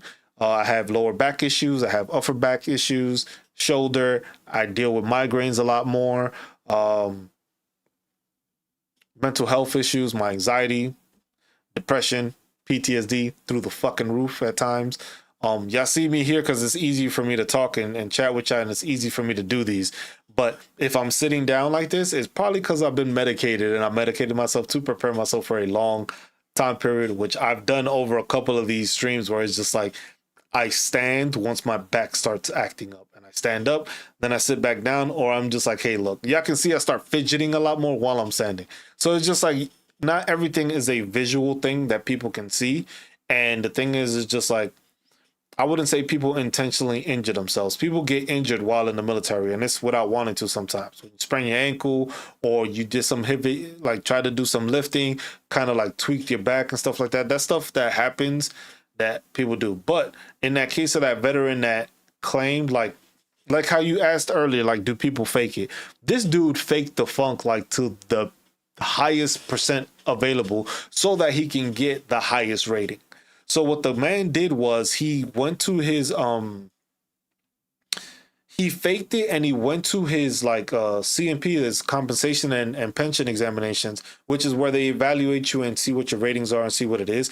This dude, I don't even know what that is, but appreciate y'all liking the live. But he went into his examinations. Officer Jackson, thank you for following the live. He went into examinations basically with a cane. My man was walking with a cane, came in there limping, doing all that stuff, and faked it that he couldn't take care of himself. He let his beard grow out, and like he didn't shave. I don't think he even showered for it or anything like that. So his PTSD claim and his depression claim was like skyrocketed because of the fact that he had this appearance. He couldn't walk and stuff like that. Mind you, they go ahead and find this dude. Like, I don't know if somebody was just like, somebody snitched on him, which is usually what tends to happen, because somebody just sees them and just like, yeah, this dude was claiming that he was injured and all that stuff. But they got videos of this dude, like, was supposedly a bad back and needing a cane. This dude is deadlifting like heavyweight. He's in the gym every day. Never seen him with a cane again. Never seen him with any issues and stuff like that. And then they found him, and I think he's in jail right now because he made over like because if you think about it, if you are at 100% permanent and total, which we can go to let's go to the VA. Let's go to the disability calculator, because they have one here. Most people don't do that. Most people don't know that the VA actually does have a disability calculator on here. If I can find it, but this is just information.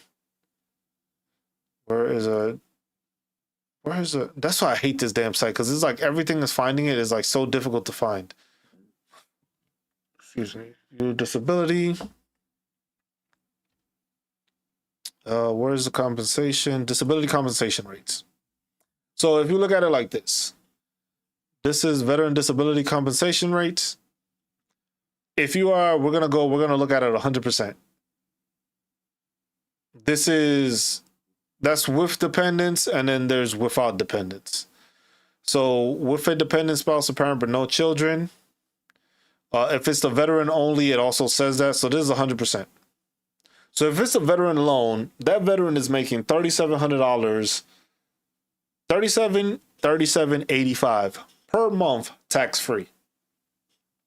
So now let's pull up the calculator. Here's the calculator. So 37.85 times 12.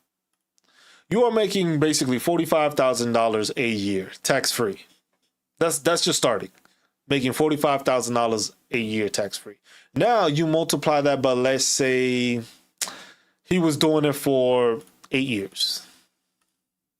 That man basically made $360,000 tax free, lying about his conditions. And that's for 8 years. That's if you're doing it by 8 years. Now, that's a lot of money. Over 8 years, doesn't seem like a lot, but it's a lot. If it's tax free, you don't have to worry about it, and you're gonna know, and you know you're continuously getting it. That counts as a lot, and that's what a lot of people. Some people do that. Some people do exaggerate on their examinations, and it's a sad thing, but it's just like some people are just trying to get to that 100% so that they can get that pay. But the issue is that a lot of people do lie about it, and they exaggerate their issues. In some cases, it's easier for them to exaggerate because you can't really measure the stuff. But in other cases, like you have veterans that have these issues, but you can't really tell the difference. Why? Because of the fact that it's just like they have the documentation for it. Like me, I have all the documentation for it. I have all the x-rays. I have all the MRIs. I have my mental health counselings and my documentation with that.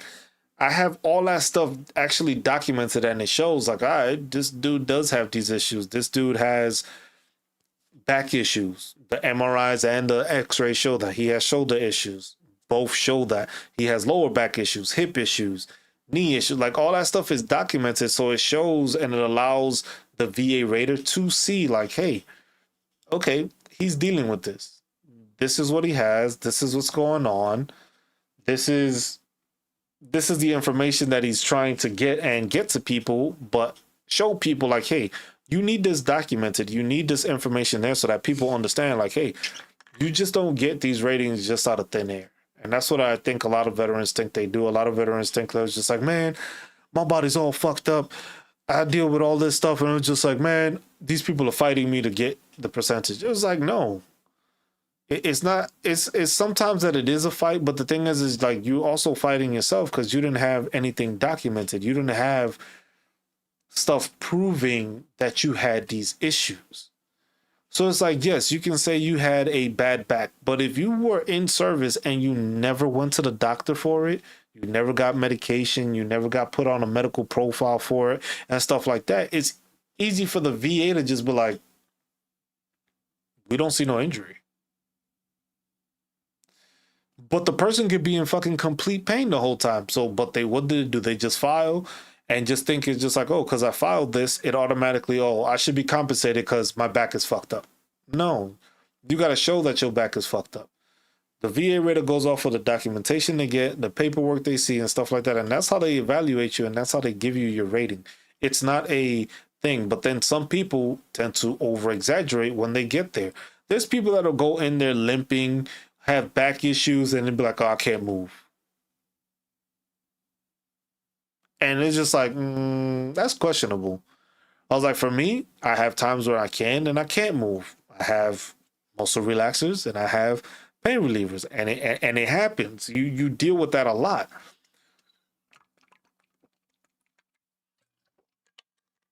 You run into those issues, and those issues are kind of difficult because it's just like, okay, I have the documentation showing that it's there. And then this is the thing that most people don't use. Code of Federal Regulations, Title 38, Chapter 1, Part 4. And that basically gives you the breakdown of the information you need. This will tell you exactly, it gives you a breakdown of everything that you need. That is, Chapter 1 is just basically pensions, bonuses, and veterans relief. Department of Veteran Affairs is the whole chapter. So all these are information and guidelines as to what questions you may have and stuff you need to find out for is through there. So that's what it is, and a lot of people don't understand that. It's just like, your information is here. If you to find out what you can get rated for, it's in the schedule for ratings. You go here, it'll give you a breakdown of everything that you can file for, which there's over 3,000 different claims you can file for. You don't fall under all of them, but the thing is if you file them correctly and file the disability under the right code, the diagnostic code that shows up, that allows people to see that. And it's just like, the VA Reddit knows, is like, okay, he's claiming degenerative disc disease. There's a claim for that. So you would have to put that as there as degenerative disc disease. Because a lot of the issues that people do is that they file and they just put back pain. They don't put if it's upper back pain. They don't put if it's lower back pain. They just say it's back pain. And then when you file that and just put back pain, the rater just looks at it as just like, oh, he's saying his back hurts. He's not saying if it's a higher or above, but then it's looking at the documentation. Is what does the documentation say? Does it show that his back, does he have back issues? Is it upper back issues, lower back issues? Does he have an x-ray showing that his lower back is jacked up? Or does it show his upper back is fucked up? If it doesn't show any of them, it's just like, it's hard for them to be like, you know what? Correct. You do have a disability and we need to help you file for it. We need to get this checked, or you can go. Because it's like, you can sign up to do physical therapy. You can sign up to do mental health stuff. It's just like, you can do all that stuff and it's available for you. It's just, you need to know what you're asking for. You need to know what you're looking for. Like all these issues. Oh, I'll show you. All these issues here. Code of Federal Regulations, Title 38, Chapter 1, Part 4, Schedule for Rating Schedule. This is the most influential stuff that is basically, you can call it a fucking cheat code, basically. It's a cheat code for it. But some people use it to cheat. Some people actually use it because it's the issues that they have. But this is the information that people need to resort to and look into, because this is what provides them that information. This is what shows you is like, hey, gives you a breakdown, age and service connected claims, application, rating officers, correspondence, combined ratings table, which this is what shows you how to get your actual percentage rating when you're dealing with the disability claim, which a lot of people don't understand, and a lot of people don't realize that this is how you get your percentage, and this is the information you get, and you need to know what you need to get to the next level.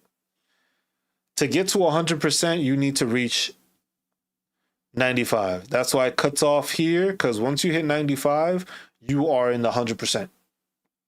Then it's the issue of your disabilities being static or not, which static meaning that the VA understands like, hey, this is an injury or a claim that is not going to get better over time. Like my back, it is static.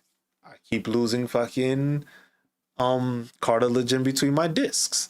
I have a thing that my arm goes numb at times from that. Those are things that are there and are highlighted, are documented, and I've got medication and treatment for, which shows the issues I have. But I did a lot of that while I was in the military. I didn't wait till after I got out the military. And then the thing is a lot of people, the issues they have is just like, hey, you've been out of the military for 5+ years. After you've been out of the military for 1+ year, it's difficult, and you need to have extra you have to make sure you're making and having extra documentation in order to proceed. Whereas if you do it within that year mark, basically the military understands it's like, oh, you're within a year of being out, we'll use your medical records for that. Anything after a year, there's people that have been trying to file disability claims for after like 10 years, 15 years of being in the military. And it's just like, you know what? Should have done this earlier. It happens. Some people don't want to do it. Some people are hesitant.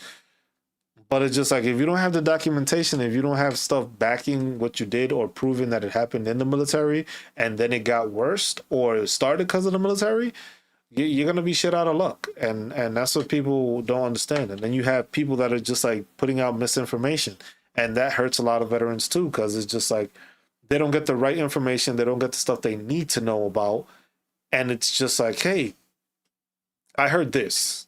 Okay. And a lot of people just be like, I heard this, and they go off of it, and then nothing comes of it because they heard something that was incorrect. Shit, that's like going to a gas station, but like, man, I heard y'all were giving out a free tank of gas. And everybody's gonna get excited. I was like, damn, this place is, I heard they were doing a free tank of gas. But then when you get there, it's like, yeah, you get a free tank of gas if you spend over $50 on this specific item that nobody fucking needs. And that's how basically working with the VA is when it comes to veterans and trying to inform other people. It's just like, you giving them partly correct information or sometimes completely wrong information, but it's just like, yeah, you can get a free tank of gas, but you have to pay or buy $50 worth of this stuff that you don't need. That's how you get a free tank of gas. With the military and the veterans, it's just like, hey, you can get this rating by doing this, but they don't explain it. It's like, yeah, you need the documentation, you need imagery or whatever the case, you need a nexus letter, buddy. Like all that stuff doesn't get put into consideration, and that's what ends up hurting a lot of veterans.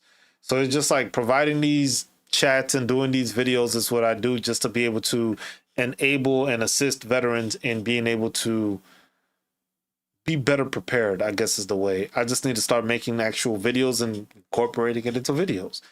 But having people ask questions is the best way of doing it, but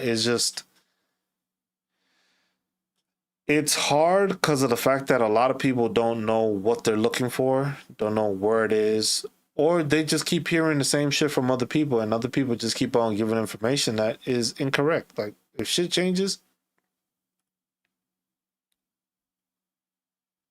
see, look, it'll say, and that's a good thing about this, it'll say what the changes are. There have been changes in the last 2 weeks of Chapter 1.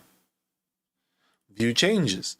And it'll tell you what these changes are, which is the Veteran and Spouse Transitional Assistance Grant Program, which it'll break it down and it'll tell you, hold on, let me show y'all because I ain't showing y'all yet. I was like, let me do that again. So displaying Title 38 up to date as of 6/13. So as of Friday, basically, it was updated. And it was last changed on the 12th. There have been changes. What are those changes? That it tells you, so you can go click on it. You go to View Changes, and this is what it breaks down. National Cemeteries of Department of Veteran Affairs, the definitions of commemorative urns and plaques, that made a change on the 11th. Pensions, bonuses, and veterans relief. Part 80, Veteran and Spouse Transitional Assistance Grant Program.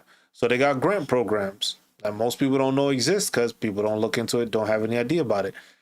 That's what got updated. Look, 17 sections changed, 2 sections changed. So this got all updated, and that way you can see what it is that got changed. So modified date, if I go back to, let's say, May 1st.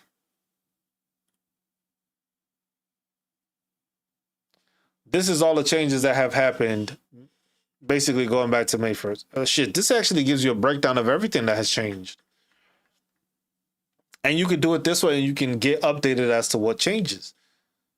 Changes who's in medical, adjudication, permanent national cemeteries and thing. So that changed again. Permanent loan guarantee, which goes probably to like the VA loan stuff and adding it to that. Equal treatment for faith-based organizations. Pensions bonuses, schedule for rating disabilities. The digestive system, which I said that was this got put here, but it went into effect May 19th. So basically this is when the change was made, but all this did not change until May 19th. And then May 19th, it was effective. It was just basically updated on March 20th because it's like, hey, this is what's going to be here. This is what it is. And then they would show you the old version of it so that you saw that.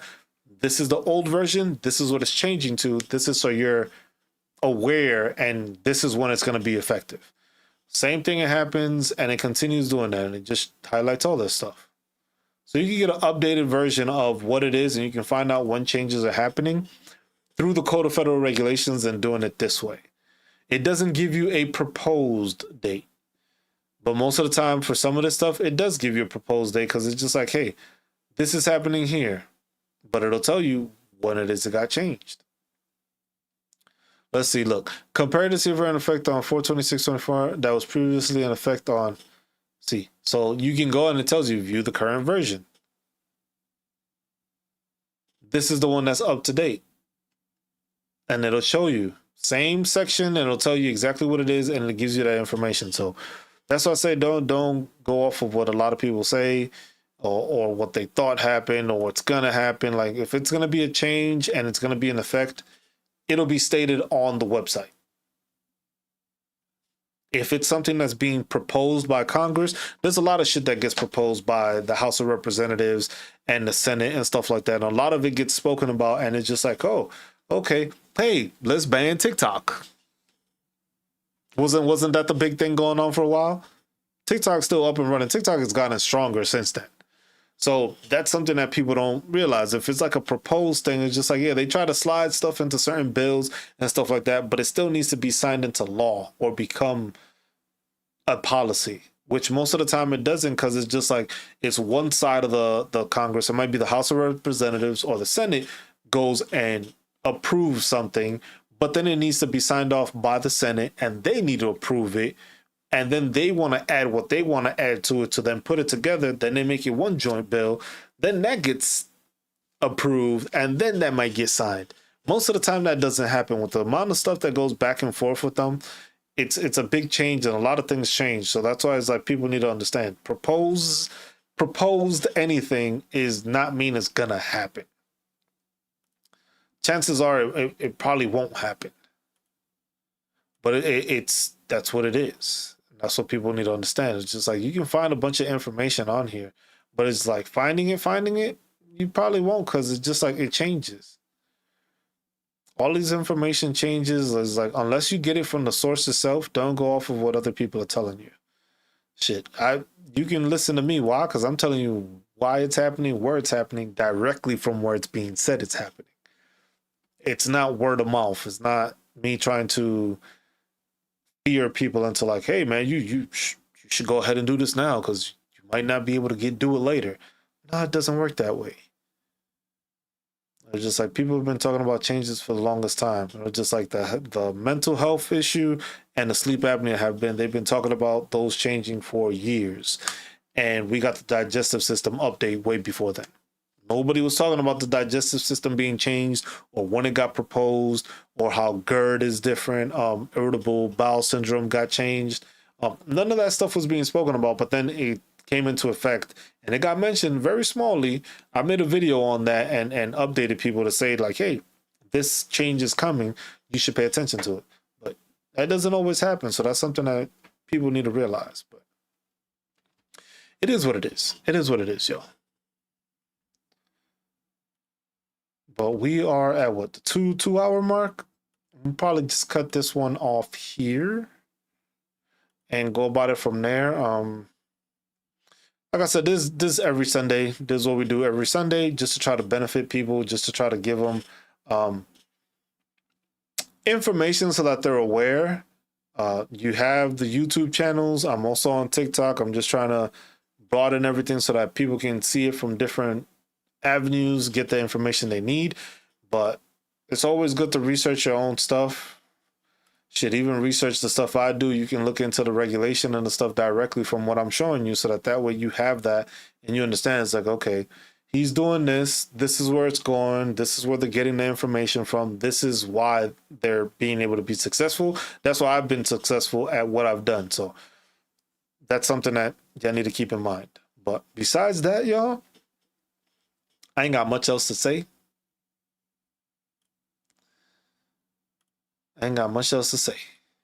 But yeah, I appreciate everybody that tuned in, everybody that was here today.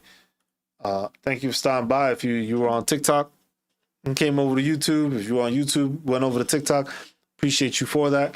Like I said, I just want to say thank you to everybody. Thank you for assisting, being part of the stream. And we do this every Sunday. We'll keep on doing this again. We'll do it next Sunday. And we'll keep on pushing the information. Otherwise, my lives will probably be on TikTok. I'll probably do another one on YouTube at some point, because next week I'll be gone from my house for the next 2 weeks, I think. So we'll try to do lives as best we can that way. That's the best thing I can do for y'all. But like I said, if y'all have any veterans, know any veterans that have questions, want information, want to be helped with stuff, send them my way. I appreciate it. Thank you. Like I always say, be good to one another, take care of one another, love one another, and stay marvelous. Just Cruz, signing out.